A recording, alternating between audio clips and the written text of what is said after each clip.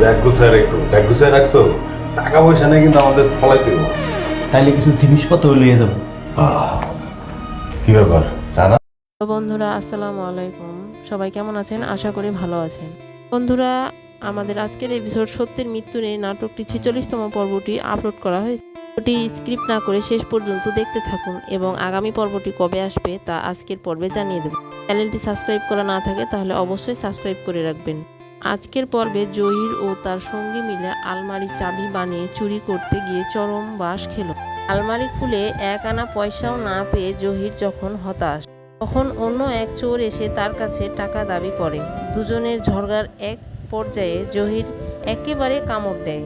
চোরটি বাড়িওয়ালার খালাম্মার কাছে জহিরকে বানিয়ে গল্প বলে যে তাকে নাকি জঙ্গলি কুত্তাতে কামড়েছে। বিয়ের আনন্দে সবাই যার যার বাড়ি ফিরে গেল। প্রতিদিনের কপালে সুখ জুটল না। কে তার বাপের বাড়ি রেখে সালাউদ্দিন এক ঘরে ফিরে এলো।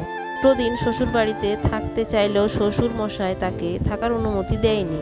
ঘরে বসে যখন সালাউদ্দিন এনার সাথে কথা বলছে, তখন তাদের মধ্যে কার ভালোবাসা, তার সালাউদ্দিনের সরলতা সত্যি দর্শকের মন ছুঁয়ে যায়। বিশেষ করে চাইনিজ রেস্টুরেন্টে কাঁটা চামচ দিয়ে খাওয়ার ভয়ে তার না যাওয়ার বায়না বেশ ছিল। সবশেষ টুইস্ট আসে মঈন তার সাথীর বাসর ঘরে।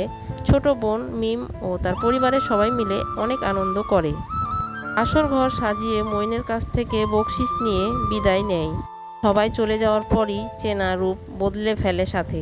মঈনের উপর মেজাজ দেখায় এবং স্পষ্ট জানিয়ে দেয় যে সে বড় লোকের মেয়ে, এসব সাধারণ জীবন পছন্দ না। শুধু তার আমেনাকেও এ বাড়ির কাজের মেয়ে বলে, অপমান করতেও ছাড়ে না। মঈন সরলভাবে বোঝানোর চেষ্টা করলেও সাথী তাকে শক্ত হওয়ার পরামর্শ দেয়। তো বন্ধুরা, আমি এখন জানিয়ে দেবো আমাদের আগামী পর্বটি কবে আসবে। আগামী পর্বটি সত্যের মৃত্যু নেই নাটকটি আগামী 23 তারিখ রবিবার বিকাল 3টায় আপলোড হবে।